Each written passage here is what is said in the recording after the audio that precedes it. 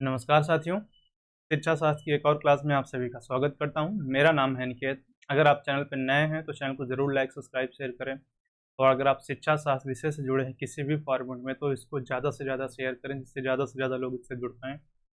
तो last class में हमने बैरियर्स ऑफ कम्युनिकेशन पढ़ा था कि कम्युनिकेशन में क्या बाधाएँ आ जाती हैं जिसके कारण हमारा कम्युनिकेशन सही तरीके से नहीं हो पाता है। तो उसमें जैसे हमने physical barrier, psychological barriers, background से रिलेटेड बैरियर, लैंग्वेज से रिलेटेड, इनके बारे में पढ़ा था, जाना था। आज उसी क्लास को कंटिन्यू करते हुए हम पढ़ेंगे कि भाई मीडिया यानी जो हमारा संप्रेषण का माध्यम है, मीडियम है या मीडिया क्या हो सकता है, जिसको हम बोलते हैं कि मीडिया इन कम्युनिकेशन।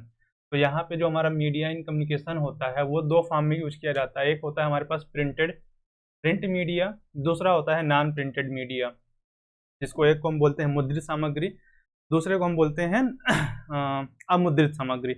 मुद्रित सामग्री का मतलब यहाँ पे है कि वो सारी चीज़ें जो आपको रिटन फॉर्म में मिल जाएं, प्रिंटेड फॉर्म में मिल जाएं। जैसे आपका न्यूज़पेपर हो जाता है, ये भी क्या है, एक प्रिंटेड फॉर्म में है कि भाई सारी चीज़ें उस पर लिखी होती हैं। तो उसी चीज़ में क्या होता है, फिर जब हम प्रिंट मीडिया की बात करते हैं तो ये दो प्रकार का यहाँ पे इसका डिवाइडेशन होता है। एक होता है सेल्फ इंस्ट्रक्शनल मटेरियल और दूसरा हमारा होता है अदर प्रिंटेड मटेरियल।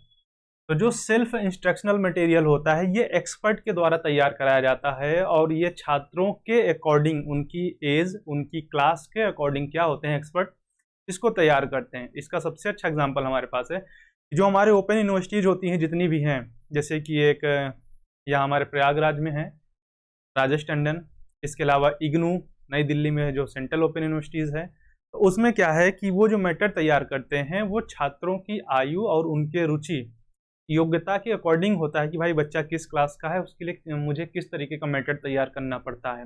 वो मैटर तैयार करते हैं, बाद में वो छात्र को मिल जाता है और छात्र उसको अपने रुचि, आवश्यकता और अपने गति से सीखता है, उसका अध्ययन करता है। तो वो चीज़ जो यहाँ पे होती है उसी को हम बोलते हैं सेल्फ इंस्ट्रक्शनल मटेरियल, जो कि हम क्या होता है कि एक्सपर्ट के द्वारा हमारा तैयार किया जाता है। और ये क्या होता है कि प्रत्येक कोर्स के लिए, मतलब जो भी कोर्स आप कर रहे हो, अगर आप बीए कर रहे हैं, बीबीए कर रहे हैं, बीएससी कर रहे हैं, बीकॉम कर रहे हैं, तो वो हर जगह एक्सपर्ट के ही द्वारा तैयार किया जाएगा, बिना एक्सपर्ट के इसको तैयार नहीं किया जा सकता। लेकिन जो हमारा अदर प्रिंट मटेरियल है, तो इसमें क्या होता है कि इसमें एक्सपर्ट्स नहीं होते हैं, वो तैयार किया जाता है और आप अपने इंटरेस्ट के अकॉर्डिंग, अपने यूज के अकॉर्डिंग किसी को यूज करते हैं। जैसे समाचार पत्र, कुछ लोग न्यूज पढ़ते हैं, कुछ लोग नहीं पढ़ते हैं। जर्नल्स, आपके बुक्स हो जाते हैं। बुक्स क्या होता है, बुक्स में एक निर्धारित कोर्स का मैटर होता है। अब आपके रिलेटेड कितना है, आपके कॉलेज का सिलेबस क्या है, वो उस पर डिपेंड करता है कि उस बुक में मिल रहा है या नहीं। और उस बुक में ये कहीं नहीं नॉर्मली मेंशन होता है कि वो किस एज ग्रुप के लिए या किस क्लास के लिए वो बनाई गई है। उसमें जैसे मान लो एक कोई टॉपिक हो जाता है नेचर कंट्रोवर्सी, प्रकृति पोषण विवाद।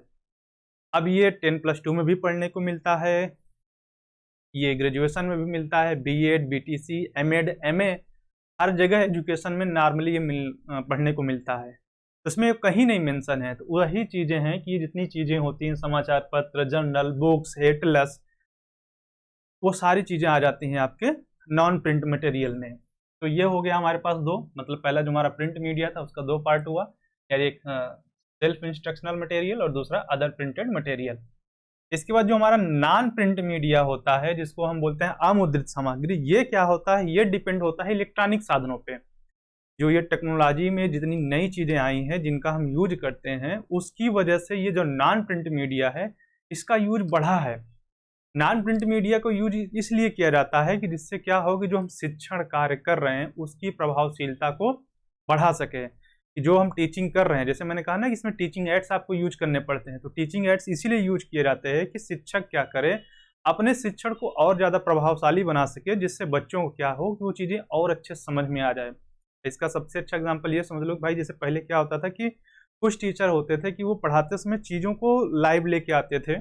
जब क्लास, जैसे कि अगर मान लो जियोग्राफी क्लास चल रही है, तो कुछ टीचरों के पास क्या होती थी कि जैसे अग्नेय सेल है, रूपांतरित सेल है, उनके पास अगर वो कहीं से मिली होती तो वो हमेशा रखते थे कि जब वो क्लास पढ़ाएं तो बच्चों को दिखा पाएँ। तो बच्चों को जैसे किताब में तो हमने पढ़ा, किताब में चित्र देखा, लेकिन सामने से जब तक उसे आपने कभी नहीं देखा तो आपको समझने में दिक्कत होती थी। तो टीचर्स क्या करते थे कि उनको हमेशा रखते थे और दिखाते थे कि देखो ये अग्नेय सेल है, ये रूपांतरित सेल है।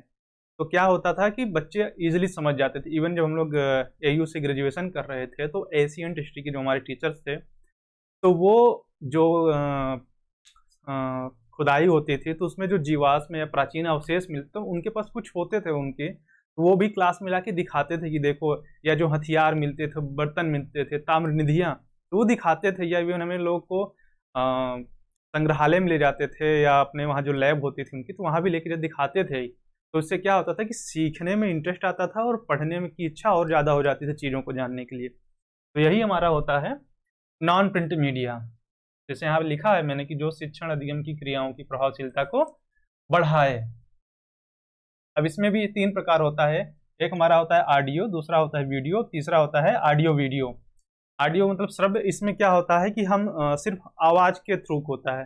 तो इसमें हमारे रेडियो टेप रिकॉर्डर आ जाते हैं कि भाई रिकॉर्डेड ऑडियो है, और या तो रेडियो पे क्लास चल रही है, पहले चला करती थी, आज भी शायद चलती है, अब तो रेडियो कोई सुनता नहीं है। दूसरा होता है वीडियो। तो वीडियो में क्या होता है कि आपके पास एक वीडियो फॉर्म में चीज़ें होंगी, बस उसमें साउंड नहीं होता है। जैसे आपके पास चार्ट है, नक्शे है, स्लाइड है, फिल्म स्क्रिप्ट है, ओवरहेड प्रोजेक्टर है, तो उसमें क्या होता है कि आप स्लाइड चीज़ें दिखा दे रहे हैं। अगर याद होगा तो जब छोटे हुआ करते तो मेले से हम लोग एक कैमरा लाते थे, तो उसमें छोटी सी रील लगी होती है, यहाँ के पास लगा के देखने पे चीज़ें बड़ी बड़ी दिखाई देती थी, तो लेंस की वजह से तो उसमें दिखाई बस देती थी, तो वो सारी चीज़ें क्या आ जाएंगी, हमारे वीडियो में आ जाएंगी, यानी दृश्य में आ जाएंगी। उसके बाद हमारा आता है ऑडियो वीडियो, यानी श्रव्य दृश्य दोनों। तो इसमें हमारा टीवी आ जाता है, कंप्यूटर आ जाता है। इन सारी चीज़ों में क्या होता है कि आपको ऑडियो फॉर्म भी मिल रहा है और वीडियो भी मिल रहा है। आपके चलचित्र भी इसी का एग्जाम्पल हो जाता है कम्युनिकेशन में। तो चाहे टीवी में आप देख रहे हो तो आप वीडियो भी देख रहे हैं और उसकी साउंड भी आ रही है, कंप्यूटर में भी देख रहे हैं। तो अब इसके एग्जाम्पल क्या है, ये 2 हो गए श्रव्य दृश्य के एग्जाम्पल, टीवी और कंप्यूटर। इसके अलावा एक काफ़ी चलता है चर्चा में, टेली कॉन्फ्रेंसिंग। इसके टाइप्स भी पूछा जाता है।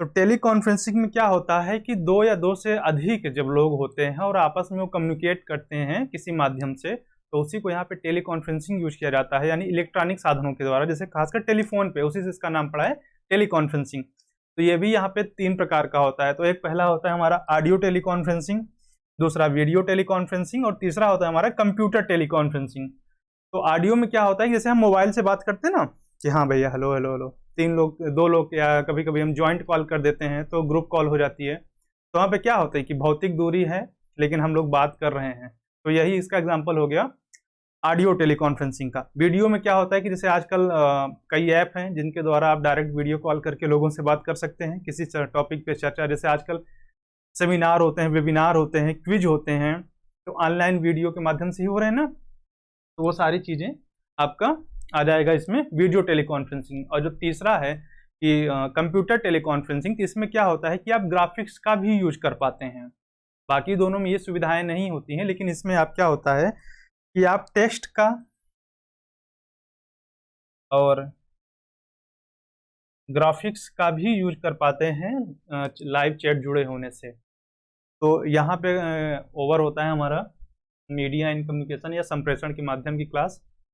तो मिलते हैं नेक्स्ट क्लास में। और अगर आप चैनल पे नए हैं तो चैनल को फिर से कह रहा हूँ, ज़्यादा से ज़्यादा इसे सब्सक्राइब करें, ज़्यादा से ज़्यादा शेयर करें, क्योंकि यार देखो, शेयर करने या सब्सक्राइब करने कोई पैसा नहीं लगता है, तो इसको ज़्यादा से ज़्यादा शेयर कर दो जिससे ज़्यादा से ज़्यादा लोग इससे जुड़ पाएँ।